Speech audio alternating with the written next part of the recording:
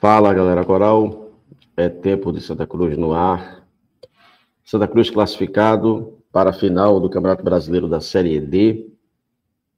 Apesar de Marcelo Cabo e de um futebol sofrível no dia de ontem.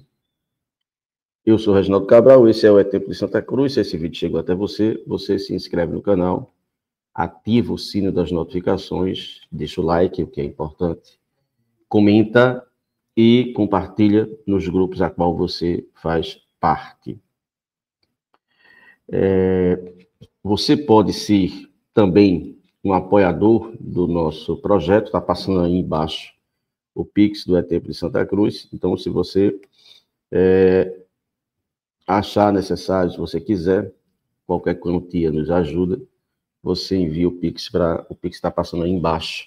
Ou então, você pode se tornar membro do canal. Ao lado do inscreva-se, tem Seja Membro, você clica lá e escolhe um dos dois planos e passa a fazer parte dos membros do É Tempo de Santa Cruz. E em sendo parte dos membros do É Tempo de Santa Cruz, você vai fazer parte de um grupo seleto de WhatsApp, onde as notícias circulam de maneira privilegiada, para depois vir à tona. Bom, gente, Santa Cruz 0, Maranhão 0, num jogo muito ruim. E a gente precisa fazer algumas considerações em relação a isso.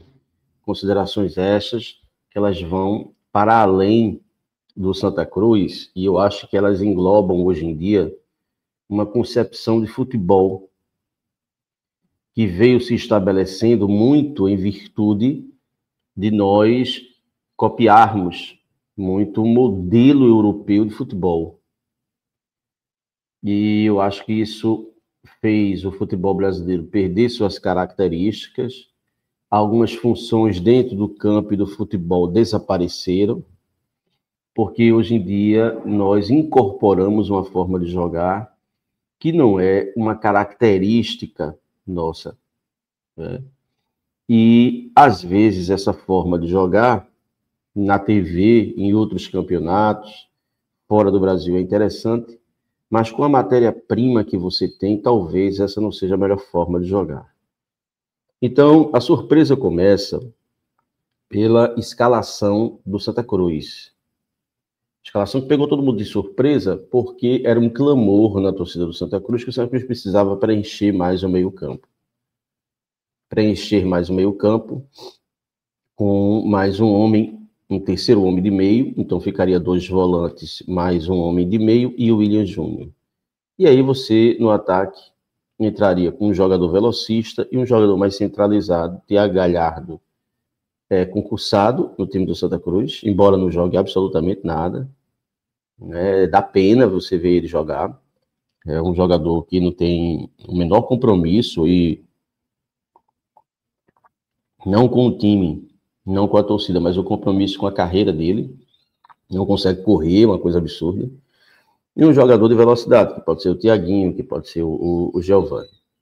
Então, ontem, Cabo surpreendeu, porque no primeiro jogo, no jogo de ida, Marcelo Cabo entrou com 3 zagueiros, justamente para anular aquela linha de passe criada e as bolas alçadas do time do Maranhão.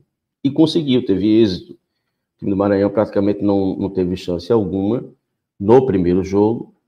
E, inclusive, o Vagalume tem do que voltar muito para poder receber a bola, porque não tinha espaço. Bom, o treinador Marcinho Guerreiro fez uma modificação, colocou um meia que entrou no decorrer da partida. No jogo passado, ele colocou ele de frente.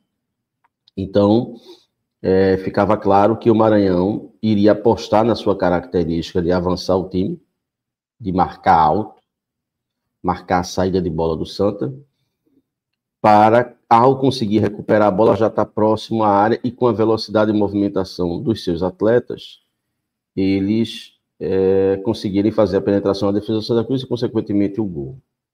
O Santa entra com o Kennedy e Uri Ferraz, que deve perder a posição para Totti. E aí há uma crítica, né?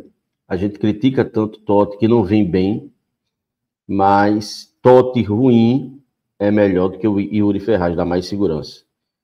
Roquenedy, Yuri Ferraz, Eurico, partidaço, e William Alves e Rodrigues, a defesa, sem o terceiro zagueiro. Mas aí a inovação dele foi o quê? 3 volantes. Balotelli, Pedro Favela e Gabriel Galhardo. E o William Júnior. 4 homens no meio, na frente, Giovani e Thiago Galhardo. Primeiro, o Santa joga com um homem a menos, que é a presença de Thiago Galhardo. Segundo, esse 4 homens no meio campo foi extremamente enganoso. A escalação, o time tinha 4 no meio. A ideia, a explicação, pode até ser interessante você explicar essa formação como se tivesse 4 homens no meio. Mas na prática não era assim. Na prática, o William Júnior foi deslocado para a esquerda, como se fora um ponta. E Giovani, que rende na esquerda, foi colocado na direita, que é onde ele não rende. E o Santa ficou com os mesmos 3 homens no meio. Então, se o Maranhão, que já tem uma característica de tocar a bola, marcar alto, conseguiu ter posse de bola maior no primeiro jogo, embora o Santa Cruz estivesse bem protegido, no segundo, além dele ter mais um homem no meio, ele contou com essa ideia, porque o futebol brasileiro hoje em dia não é só um defeito de Marcelo Cabo, é um defeito de vários treinadores. O futebol brasileiro hoje em dia tem como espelho o futebol da Europa. E eu acho que o esquema 4-4-2, que é um feijão com arroz bem feito, ele é bem eficaz, porque ele pode ter variações. Mas não só Marcelo Cabo, mas outros treinadores, me parece que abriram mão dessa forma de jogar e ou joga com 3 atacantes e só 3 homens no meio campo, ou não é futebol. E aí isso me deixa extremamente chateado, porque o torcedor da arquibancada, ele vê outro jogo. Por mais que a intenção de Marcelo Cabo tenha sido povoar o meio, mas ele não fez isso, porque na prática ele deslocou seu principal meio articulador para a esquerda, descaracterizando totalmente da sua forma de jogar. O seu ponta, o jogador mais agudo, que era Giovani, ele jogou na direita, onde Giovani rende mais na esquerda, fazendo a dobra com o lateral. E o Santa Cruz ficou com um buraco no meio campo, em que pese estava com 3 volantes. Mas a condição física de Favela me parece bem comprometida. No primeiro tempo ele já dava sinais de que estava bem comprometido. E Gabriel Galhardo começou errando tudo, depois foi que veio melhorar. Balotelli ainda meio que no processo de recuperação. Então o Maranhão passou a fazer a marcação alta e ter a bola durante o jogo todo. O primeiro tempo foi assim. No início do jogo, numa falha de saída de bola de Pedro Favela, Vagalume quase faz o gol, o Roquenedy defendeu, e no segundo tempo, eles tiveram uma chance quando a bola bateu na trave. Também de uma falha nossa, a bola bateu na trave, e ficou o resto do jogo todo o Maranhão com aquela rodando a área do Santa Cruz. Ora, qual era a dificuldade de você jogar Giovani para a esquerda? E permanecer com o William sendo um homem central. E quando você tivesse com a bola, esse 4-4-2 variasse. Né? Esse é o primeiro ponto. Segundo ponto, o porquê Thiago Galhardo é titular do Santa Cruz. Olha, ele pode ter importância no banco, ele pode ter importância nos vestiários, ele pode ser querido pelo elenco. Isso é uma coisa. Ninguém pode negar isso. Ninguém vai de encontro aos fatos. Ninguém pode dizer que isso não é correto. Mas, dentro de campo, é uma nulidade. É um jogador que não dá um combate. É um jogador que não corre numa bola. É um jogador que não faz um arremate. É um jogador nulo. O Santa Cruz joga. O Santa Cruz subiu se superando porque teve que se classificar com um homem a menos. Todos os jogos. Quando Marcelo Cabo percebeu que não dava mais, ele tira Giovani, erra, porque ele tirou o jogador agudo mais interessante do Santa Cruz. colocou o Adailson, que ainda foi muito voluntarioso, mas eu não trocaria o Giovani, e tirou o Thiago Galhardo e botou o Ariel. Ariel com pouco tempo de jogo, e olha que eu não estou falando de nenhum craque. Eu não estou fazendo lobby dizendo que Ariel é o suprassumo do futebol, não.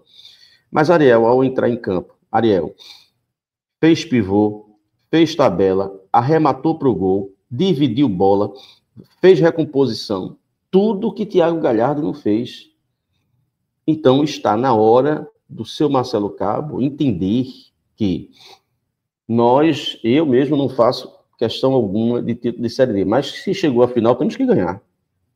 Com esse futebol de ontem, não ganharemos. Não ganharemos. E para que a gente seja um time mais voluntarioso, participativo e agressivo ao adversário, ele precisa entender que Thiago Galhardo não pode ser titular. Né? Que deslocar o William Júnior da posição de meia central para a esquerda não funciona. Que ele jogue com jogadores espetados, né? Que ele volte à formação de 3 homens no meio só, 2 volantes, 2 jogadores enfiados, o William central, mas que o centroavante não seja Thiago Galhardo, não tem a menor condição. Não tem a menor condição. A arbitragem horrível, inversões de faltas não dadas, incrível a arbitragem, como é ruim esse juiz. E é preciso que a diretoria do Santa Cruz faça uma reflexão em relação ao trabalho do treinador e o próprio treinador, enquanto profissional, ele faça uma reflexão da forma como ele conseguiu ultrapassar os mata-matas. Não adianta, após o jogo, ficar vibrando, bater no peito, em direção à torcida, porque não há reciprocidade da arquibancada para com você, Marcelo Cabo, na medida que você insiste numa forma de jogar que não é eficiente, não tem variação tática, foi engolido pelo adversário. Os 2 jogos, né? O primeiro nem tanto, o segundo, o outro foi engolido pelo adversário. Né? E não adianta você dar a justificativa de que foi engolido porque foi uma proposta de jogo da gente dar a bola ao adversário. Foi uma proposta de jogo extremamente perigosa, porque você não tem contrapartida. Quando você faz isso, mas você agride o adversário, tudo bem. Quando você faz isso, você não tem uma devolutiva de agressão ao adversário, é meio que um suicídio, é apostar na ineficiência do adversário de não fazer um gol e você sair com a classificação. Marcelo Cabo se mostrou um treinador extremamente que joga pelo resultado, pragmático, e ontem levou muita sorte, porque a formação que ele entrou, né, a disposição dos jogadores, não digo nem a formação, mas a disposição dos jogadores em campo foi muito falha, e o Santa Cruz ontem pulou uma fogueira. Repito, não podemos ir para a final. Já chega, já basta, o acesso já veio, então não há problema algum. Thiago Galhardo não pode ser o 9 do Santa Cruz, porque a participação dele no jogo, colaborativa com o esquema e com os demais, é nula.